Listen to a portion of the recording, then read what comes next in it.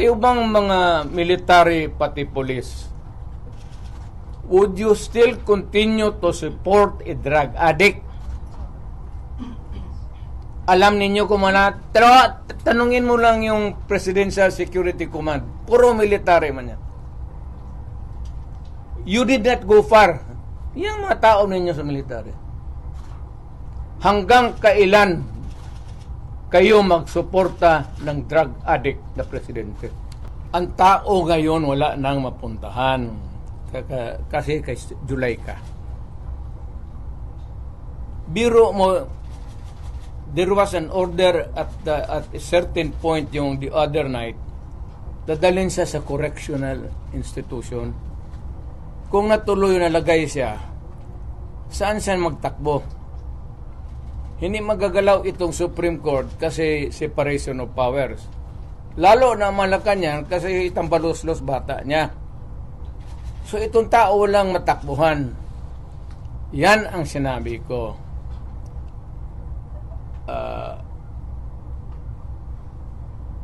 There is a fractured governance. Nabali lang, hindi lang na-sprain. There is a fractured in the governance sa ating Pilipinas ngayon. Walang makakorek niyan. Nobody can correct Marcos. Nobody can correct Romualdez. Nobody can... it's a long process mapapil sa Supreme Court. Unless you... dala ka ng kaso doon, matagalan yan. Mga next year pa yan. So if you want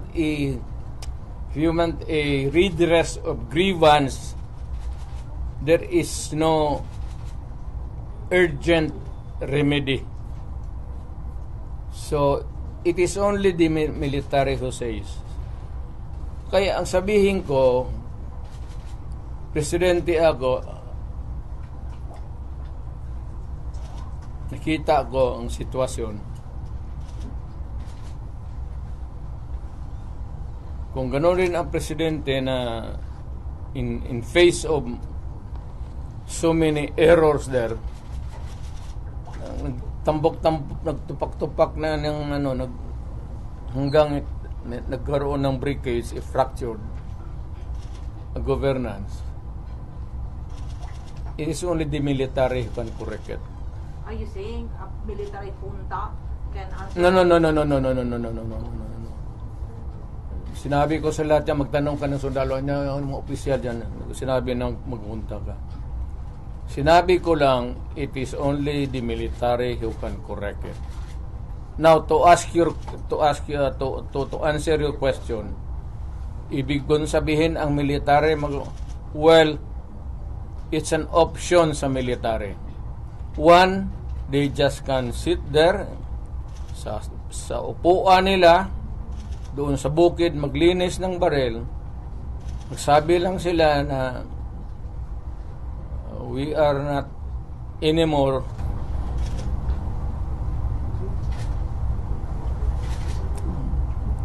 hindi na sila magkudita na magpunta yung tangke digira na.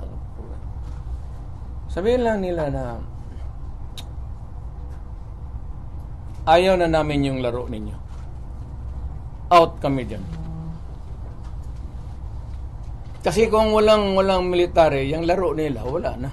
What do you mean out, Mayor? Hindi Getting sila out sa... means...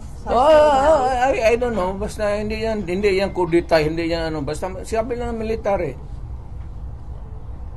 You are oppressing people and you are spending our money like water. Pati kami in the coming days, mawawalaan kami ng aming retirement, magalaw.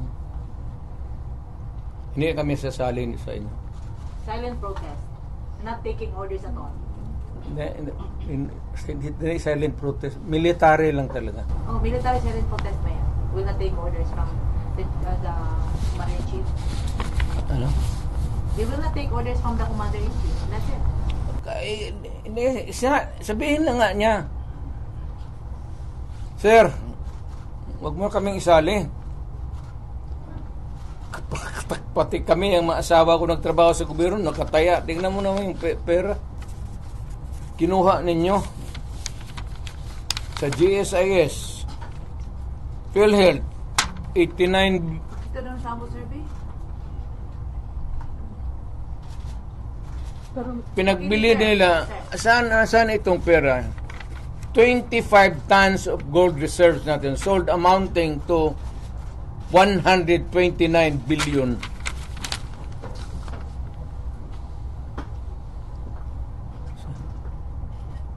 At least sa Congress kung may resolution tapos i-bill that would correspond with it, there's explanation of how the money is going to be spent. Pero ito, paano ito ngayon? Sila na nakaalam nito. Yung Maharlika, sila na nakaalam nito. Walang participation ang people dyan, pati ito. So, ganitong 25 tons. Alam ba ng military yan?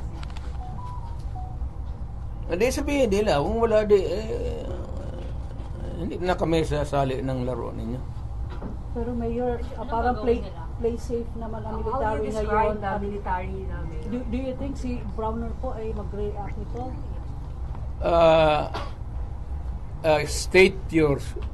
Can you restate your statement? Can you expect that Browner will react? When ito, pag nilabas din ito, your question must also correspondingly appear. Importante yan. So, guard. Oh, kasi may statement siya, dapat partisan, dapat parang stay put lang yung military. Wala naman siyang sinabi, no? In fact, si Inday nga nagsabi na tulog-tulugan yung Chief of Staff.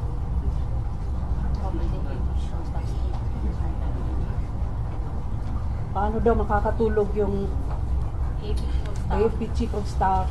10 billion yung nawawala. Matagal na siyang natulog. Alam niya yung commander-in-chief niya nagdudruga. Noon pa yan, alam na ng lahat. Baka siya lang ang hindi. Ang mga polis. Kaming taga Davao, alam namin si Lagdameo nagdudruga. Kasi kasama namin siya palagi dito sa diyan kay Pedro. Kaya yung SIPO ni mag-usap kami, yung SIPO ni Lagdameo magtulo yan. Hindi niya alam nagatulo yung SIPO niya. Minsan gano'n na lang yan.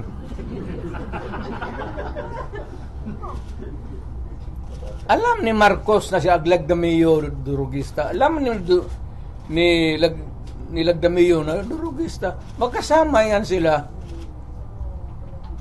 sa hit-hitan. So, another appropriate question would be yung ito with sincerity. Kayo bang mga military pati police, would you still continue to support a drug addict? Alam ninyo kung tanungin mo lang yung Presidential Security Command. Puro military man yan. You did not go far. Yung mga tao ninyo sa military. Hanggang kailan kayo magsuporta ng drug addict na presidente?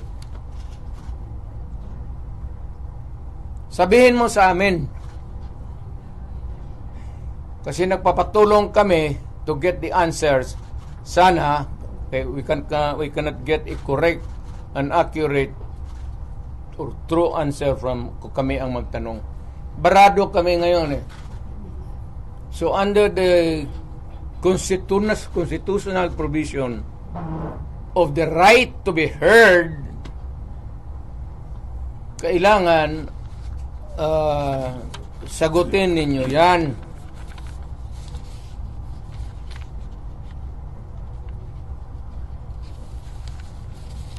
Would it help if one would The right to be heard, Dream Mayor? the right to be informed. Importante yan.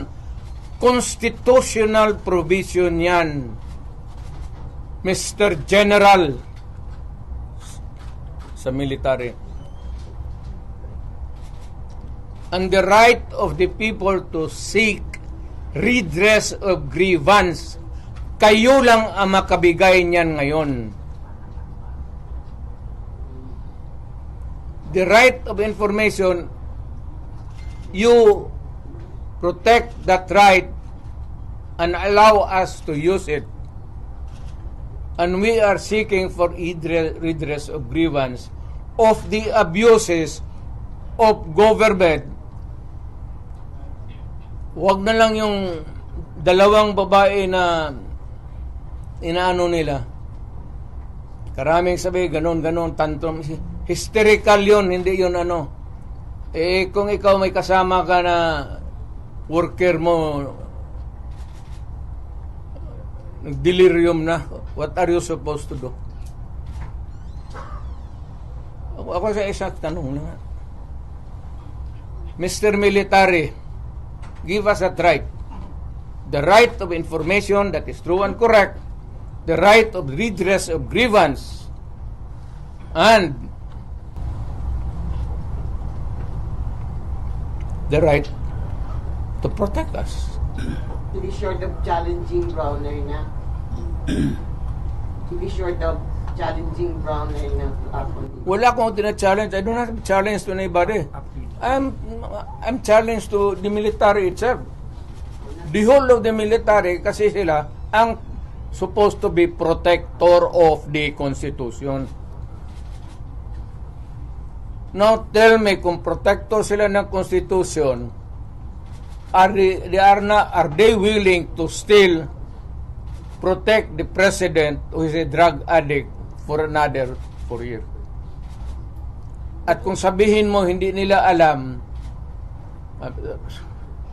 address, sabihin ko, wag tayo magbulahan. Alam ninyo yan noon, alam ninyo ngayon yan.